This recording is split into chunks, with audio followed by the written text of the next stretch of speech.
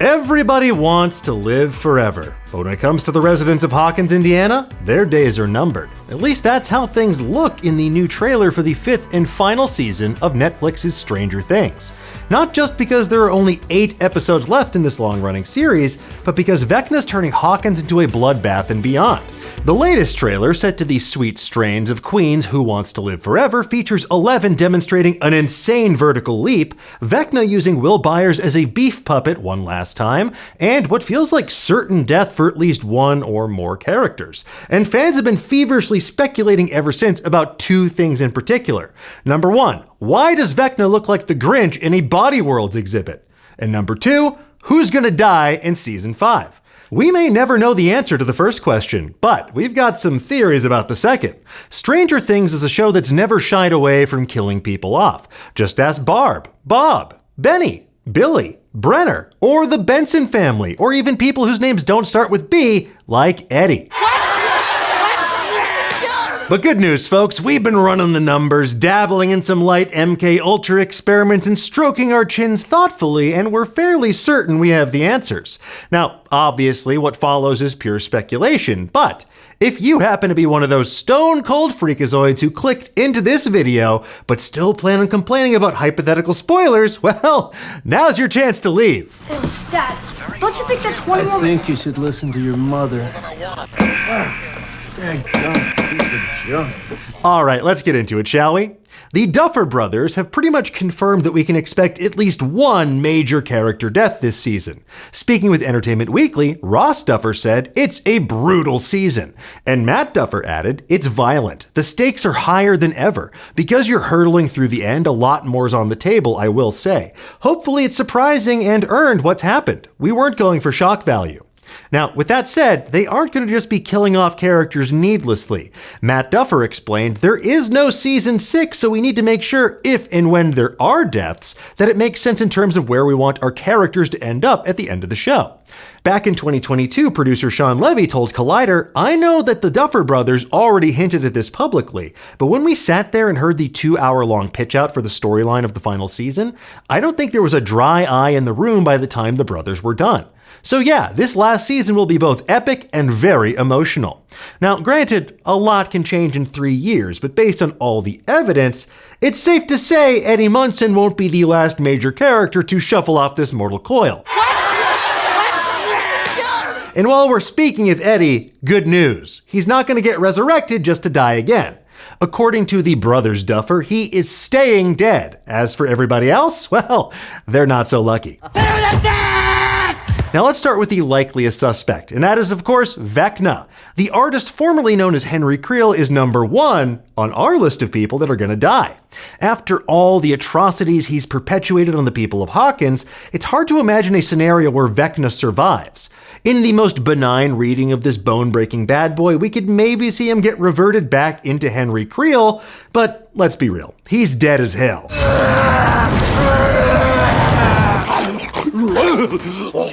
And next up, since Vecna has him so close at hand, Will Byers. Ever since season 1, poor Will Byers has had a pretty rough go of things. He's basically been like the Upside Down's unpaid intern since the very beginning. And while Vecna uses Will's government name to recruit him for one last hurrah, it feels oddly cruel to be saying bye-bye Byers after so much trauma, but hey man, I'm a big fan of The Mist, so I'm down for a brutal twist. Duffers, surprise me. The Demogorgon. It got me. See you tomorrow. Now next up we have Lucas, and I know how it looks. He's covered in blood, he's toting around a comatose Max, he's seemingly cornered by a Demogorgon in a tunnel underneath Hawkins. But something tells me Lucas is gonna be A-okay. Moving on to Dustin. Statistically, Dustin should have died approximately 15 times by now. How many hit points do you and Applejack have left? 12. He always seems to wind up in the worst place at the worst time humanly possible. But with all of that said, I would be genuinely shocked and mildly appalled if old Dusty Buns gets murked this season. That's me! And next up is Max. Now, technically Max already died last season, but Eleven used her telekinetic powers to bring her back from beyond the pale. And while Max clearly starts the season in a coma, I don't foresee her dying a second time, because if she dies a second time, then they have to resurrect her and kill her a third time. People, it's called the rule of threes. Look it up. Anything else is straight up cowardly. There is no shame in running. Now, moving on, we come to Dr. K. When Linda Hamilton shows up, you know she's going to kick some ass and take some names. And in season 5, she's part of the military quarantine keeping Hawkins locked down. In an interview with Empire, Matt Duffer confirmed that Dr. K is part of a government agency seeking to hunt down Eleven.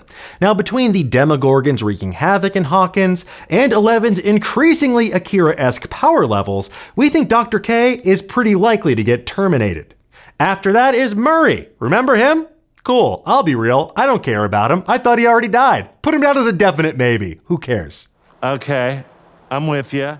After that, Mr. Wheeler. And I know, Mrs. Wheeler and Holly, they are shown to be in active peril at the snapping jaws of a demo dog, but I have a feeling in my heart of hearts that the single most nonchalant man in Hawkins is gonna get turned into a fine red mist sometime before this is all over. He's just important enough to the story, but still ancillary enough as to not derail things, I mean, sorry, Dad, but it's true. You did. Am I done here? Son of a bitch, you're really no help at all, you know that? Hey, language. Next up, we come to the resident lovebirds, Jonathan Byers and Nancy Wheeler. Is the most enduring couple on this show about to be rent asunder? Anything's possible, especially when you consider that shot of them together as a gigantic rift in the space-time continuum opens right there in front of them. And then there's that other shot where they tearfully put their heads together in a manner suggesting imminent sacrifice. And while yes, we see Nancy toting an assault rifle, if I had to put money on it, Jonathan is very dead. Wait. What? And let's keep things rolling with another member of the Byers family, and that is Joyce. Folks, hasn't Joyce been through enough? We have been shot at, nearly blown up, walked God knows how many miles in 100-degree heat, stole a car. I want to see her get some well-deserved vengeance on the creatures that have been tormenting her and her family for 5 straight seasons. I refuse to believe that Joyce Byers bites the dust. Please.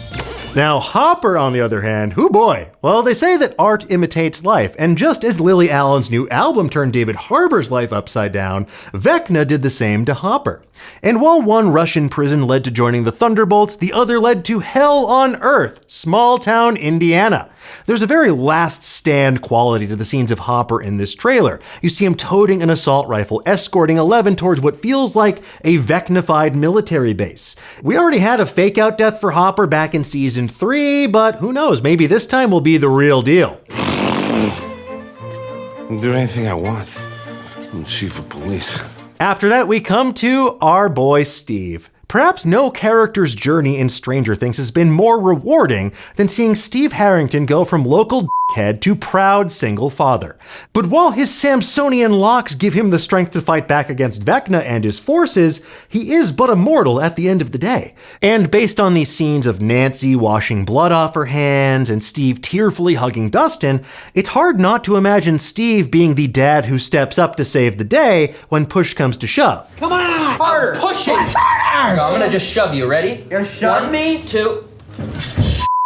After that, we come to Robin. Steve's age-appropriate BFF is definitely in harm's way in season 5, but somebody's got to keep Scoops Ahoy running, and it sure as hell isn't going to be Steve. So, based on that and that alone, I think Robin is a safe bet to survive the impending chaos. After that, we have Argyle. Remember him? Unfortunately, it seems like Argyle got the Poochie treatment and died on his way back to his home planet. Or, I don't know, he's totally fine and just elsewhere off screen. He's not going to be in season 5, so it's a moot point. Oh, hey. And next on the list, we come to Mike Wheeler. Everyone's expecting someone like Eleven to perish in the final season, but what if instead, one of the reasons she goes super slaying is Mike's untimely demise? I mean, look, we see Mike shielding a wounded Will in a group of unsuspecting kids in the middle of a Demogorgon attack in Hawkins. But hear me out, what if this time, instead of a total party kill, this Forever DM finds himself making the sacrifice play? I don't think it's going to happen, but I'm not ruling it out either. And And last but not least, we have 11. The Duffers have been very vocal in the past about the influence of anime like Elfen Lied and Akira on Eleven's character. Eleven is someone who, maybe more than anyone else on the show, deserves a happy ending.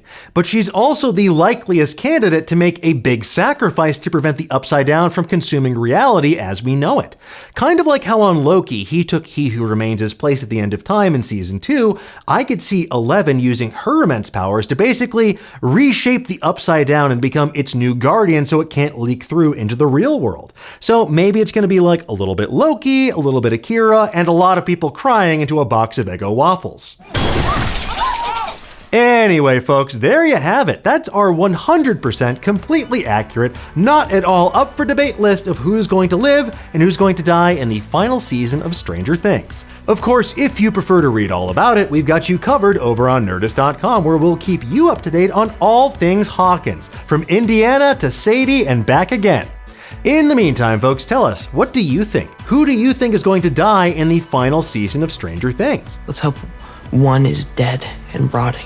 Let us know in the comments below, and make sure to share this video with your party members as well. And for the latest and greatest in the world of pop culture, make sure you stay tuned to Nerdist.com.